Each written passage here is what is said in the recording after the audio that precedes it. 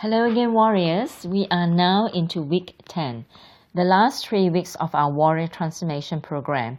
Hooray! Having come this far, you can see the finishing line and are only steps away from completing it.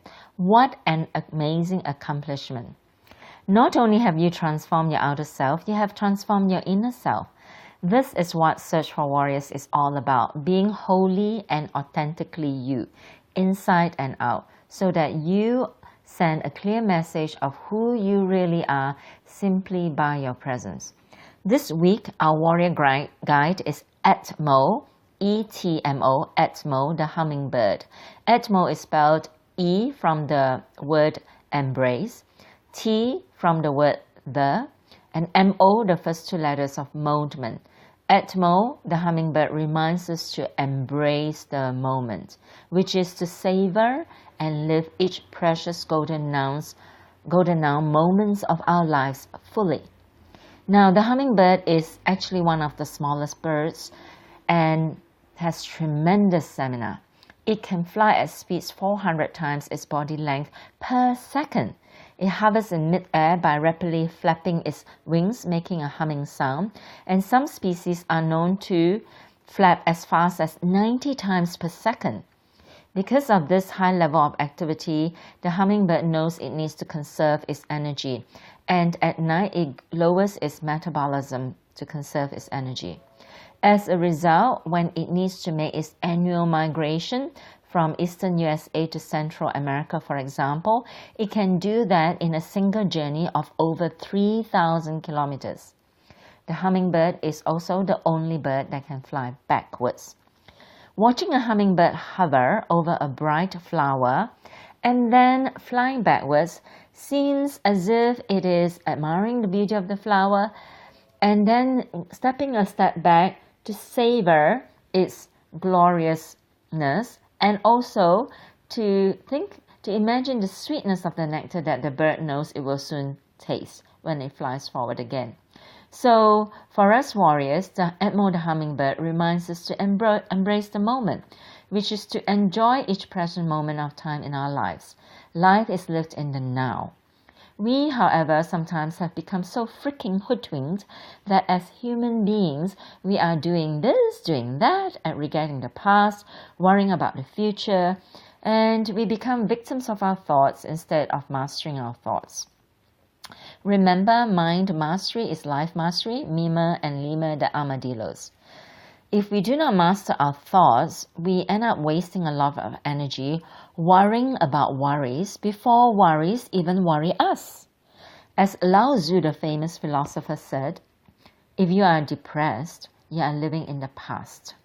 If you are anxious, you are living in the future. If you are at peace, you are living in the present. So, which would you rather be?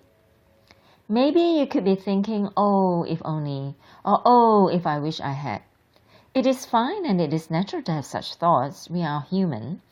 However, a warrior learns from it. Learn from the past. What can I do better next time? And then file that away. Imagine a filing drawer in your mind that you can pull out and file that learning experience for the future. Then move to focus on the now. You cannot change the past. It has gone. The best thing you can do is learn from it and not let your past hold your present and your future hostage. In fact, Marianne Williamson was the one that said this. We do not heal the past by living there. We heal the past by fully living in the present. Maybe some of us in this warrior program may feel, gee, I wish I'd done more and worked harder. Maybe I would have gotten better results. As I said, it's natural to feel this way and to feel disappointment. However, a warrior does not let this get one down and sabotage the present or the future. We can still do the best we can with what we have now, and therefore making the best of what we have. Keep going and to the finish line. A warrior has the self-discipline to persevere. In 2000, a guy named Eric Musambani of Equatorial Guinea. You may be asking where Equatorial Guinea is. I actually asked that myself. I had to Google. It's a country in Central Africa, a small nation maybe about over 1 million in population right now. He swam in the Summer Olympics. It's the first time he'd ever seen an Olympic-sized pool, let alone swim in an Olympic-sized pool. And it's been only months before that he had taken up swimming. He gained entry into the Olympics through a wildcard for athletes from developing countries without elaborate training facilities. So while Eric Moussambani is not as famous as somebody like Michael Phelps, Eric's experience is amazing for Eric. Do you think he cared that he was not as fast as the others he was competing against, or that he was not as famous as Michael Phelps? How do you think he felt when he saw an Olympic-sized pool for the first time, when he was at the Summer Olympics, and when he actually competed in one of the races? Now, he may not even have done his best, but in fact, he lost miserably in the 100-meter freestyle qualifying race. But he persevered, and his perseverance wowed fans all over the world. He ended up competing in the 200-meter swim. His time was more than twice of his faster competitors and outside the time for 200-meter world record. But he set a new personal best. And then he went on further, and as of 2012, he is the coach of the national swimming squad in his country. The point is, everything in life is relative. This is your life, not someone else's. Strive for your personal best, not compare yourself with others. Remember to celebrate and pat yourself on your back. Be your own cheerleader because you have worked hard. Enjoy your experience and savor every moment in your life. Living in the present moment is an important warrior trait because the true warrior spirit is one that is felt. For a warrior's very presence does the teaching. Life unfolds in the now. To live in the present means to live mindfully and intentionally. We allow ourselves to observe what's happening and what's around us, not to allow ourselves to be pulled in and affected by what happens to us. In the movie Kung Fu Panda, Sifu, the teacher, came hurriedly to see Wu Gui, the tortoise, who is the grandmaster, worried and anxious because he had just been informed that Tai Long, the bad tiger, had escaped and was on his way for vengeance. "I have bad news," he said to the grandmaster, to which the grandmaster replied, "There is no such thing as bad news. There is just news." This detached approach to events that happens allows us as warriors to stay calm, cool, creative, and productive no matter what happens in our lives. It allows us to take charge of our minds and actions. We then get to choose what meaning we wish to give to any occurrence in our lives. And by that, we actually end up choosing the experience we want in our life. Living mindfully greatly increases our well-being and boosts our immune system. It helps reduce chronic pain, lowers blood pressure, risk of heart disease, even retards progression of HIV, and helps patients cope with cancer.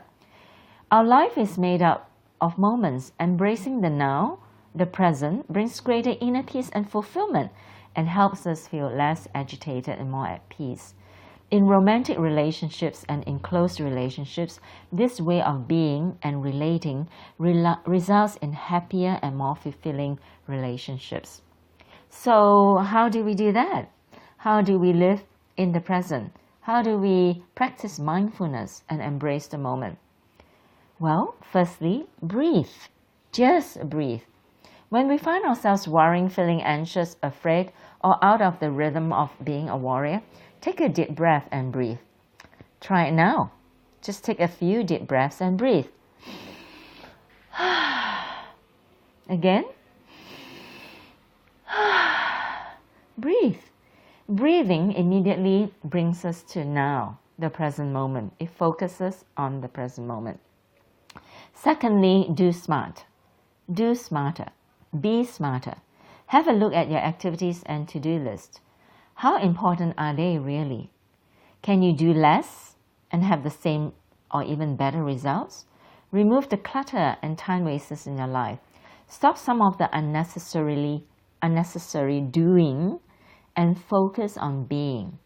being the real warrior you. Maybe schedule 5 minutes each day that you simply do nothing. Just be. Now that's a novel idea. Thirdly, savor each moment. It can be as simple as focusing on each bite, tasting, focusing on the taste of each bite of food. And when you're with someone, really being present and listening and being engaged, interested in what they're saying. And this will greatly deepen the relationship that you have together. Which is why, my warrior friend, I often like to end our time by saying, savor your journey. Taste your journey. Experience every lingering, beautiful moments that's in your life. The golden now moments you have in your life are precious and yours to make the most of and enjoy. I look forward to our next encounter. Meanwhile, remember, we, your warrior family, are here for you, and reach out to us through the forum. We would love to hear from you.